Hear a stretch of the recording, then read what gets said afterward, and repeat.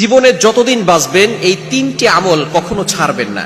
এই তিনটি আমল সব সময় আপনি ধরে রাখবেন, তাহলে আল্লাহ তাআলা আপনাকে সফল করে দিবেন।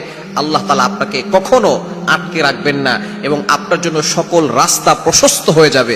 এটা আল্লাহ তাআলা নিজে পবিত্র কোরআনুল কারীমের ভিতরে বলে দিয়েছেন। এই তিনটি আমল আপনি কখনো ছাড়বেন না।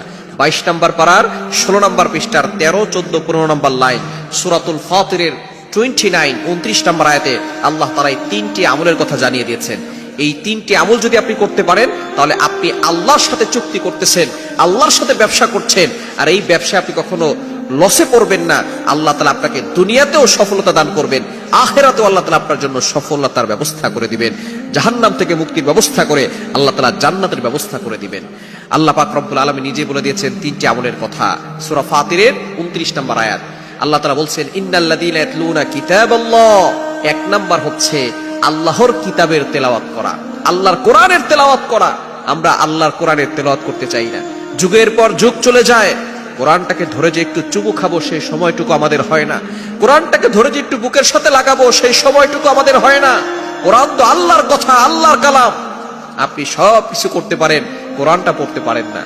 আপনার ব্যবসা বাণিজ্য ঠিক মতো চলতেছে সেটা আপনি করতে পারেন, কিভাবে সন্তানকে পরিচালনা করতে হবে সেটা আপনি জানেন, কিভাবে স্ত্রীর সাথে ভালো ব্যবহার করতে হবে এবং স্ত্রীর পেট বাঁচাতে হবে, স্ত্রীর পেট, সন্তানদের পেট, নিজের পেট কিভাবে বাঁচাতে হয় সেটা আপনি খুব ভালো করে জানেন।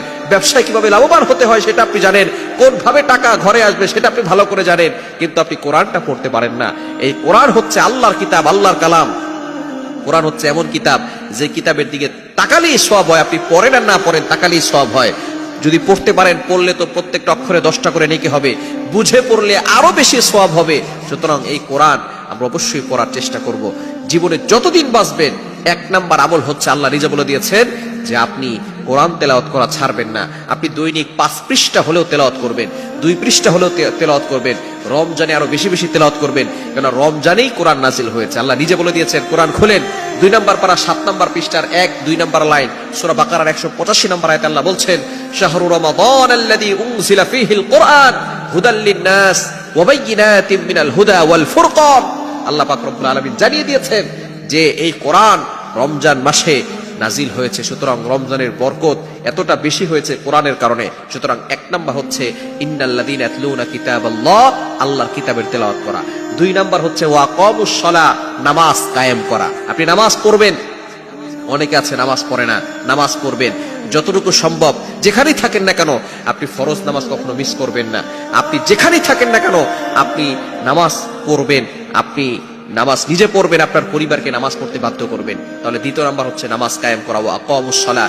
এবং 3 নাম্বার হচ্ছে ওয়া আনফাকু মিম্মা রাযাকনাহুম সিররা ওয়া আলানিয়া। আপনাকে আল্লাহ তাআলা যতটুকু সামর্থ্য দিয়েছেন আপনি আল্লাহর জন্য খরচ করবেন, দান করবেন, ডোনেশন করবেন। আমরা অনেকেই দান করতে চাই না। দান করলে আল্লাহ পাক রব্বুল আলামিন বিপদ আপদ থেকে হেফাজত করেন, বালা মুসিবত থেকে হেফাজত করেন।